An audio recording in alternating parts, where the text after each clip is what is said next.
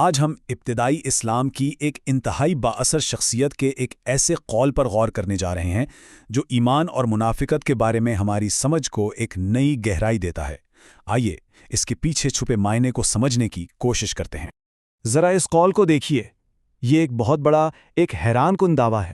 یہ کوئی عام بات نہیں ہے، اس میں کسی شک کی گنجائش نہیں چھوڑی گئی، اور یہ ہمیں سوچنے پر مجبور کرتا ہے کہ آخر محبت اور نفرت کی بنیادیں کتنی گہری ہو سکتی ہیں۔ تو یہ بیان صرف ذاتی وفاداری یا کسی سے لگاؤ کے بارے میں نہیں ہے، اسے تو خود ایمان کی فطرت کے بارے میں ایک بنیادی اصول کے طور پر پیش کیا گیا ہے۔ یعنی اس قول کے مطابق محبت اور نفرت صرف وقتی جذبات نہیں ہیں، بلکہ یہ کسی بھی شخص کے اندرونی روحانی حالت کے پکے ٹھوس اشارے ہیں۔ لیکن سوال یہ پیدا ہوتا ہے کہ اتنا بڑا اور حتمی دعویٰ، آخر اس کی بنیاد کیا ہے؟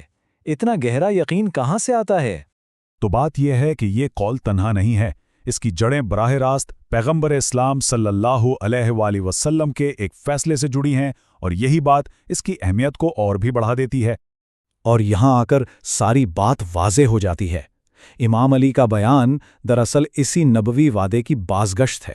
یہ اسے صرف ایک ذاتی قول سے کہیں آگے لے جاتا ہے، یہ اسے ایمان کی ایک سچی آزمائش بنا دیتا ہے۔ یہی وہ تعلق ہے جو ابتدائی اسلامی فکر میں اس قول کے وزن اور اس کی اہمیت کو سمجھنے کے لیے سمجھے ایک چابی کی حیثیت رکھتا ہے۔ اچھا، تو اس نبوی فیصلے سے ہوتا کیا ہے؟ اس سے دو بالکل الگ روحانی گروہ سامنے آتے ہیں جو ایک دوسرے کی ضد ہیں۔ ایک طرف ہے مومن اور دوسری طرف ہے منافق۔ اس قول کے مطابق ایک سچے مومن کی تعریف ہی یہ ہے کہ وہ علی سے نفرت کر ہی نہیں سکتا۔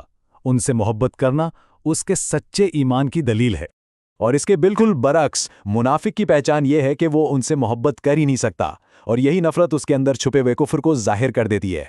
تو دیکھیں، یہاں دونوں کو روحانی طور پر ایک دوسرے کی ضد دکھایا گیا ہے۔ ان کے بیچ فرق کی لکیر صرف اور صرف ایک چیز ہے، علی کے بارے میں ان کا رویہ۔ لیکن یہ صرف ایک نظریاتی خیال ہی نہیں تھا، ذرائع ہمیں بتاتے ہیں کہ اسے باقاعدہ ایک عملی آلے کے طور پر بھی استعمال کیا جاتا تھا۔ اور اس طرح ایک نظریاتی بات ایک ٹھوس تاریخی عمل میں بدل جاتی ہے، جس سے پتہ چلتا ہے کہ ابتدائی مسلم معاشرے میں اسے کس طرح استعمال کیا جاتا تھا۔ ذرائع میں کئی بڑے صحابہ کا نام ملتا ہے جنہوں نے یہ بات کہی کہ وہ علی سے نفرت کے اظہار کے ذریعے منافقین کو پہچان لیتے تھے۔ یہ صرف ایک نظریہ نہیں تھا، بلکہ اس پر عمل بھی ہوتا تھا۔ جیسا کہ روایت میں آتا ہے، ہم منافقین کو علی ابن ابی طالب سے ان کی نفرت کی وجہ سے پہچانتے تھے۔ اس سے اندازہ ہوتا ہے کہ یہ اصول کتنا اہم سمجھا جاتا تھا۔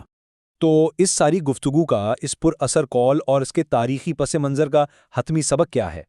اس سے یہ ظاہر ہوتا ہے کہ ہمارے کچھ رشتے ایک آئینے کی طرح ہوتے ہیں جو ہمارے اندر کے ایمان کی سچی تصویر دکھا دیتے ہیں۔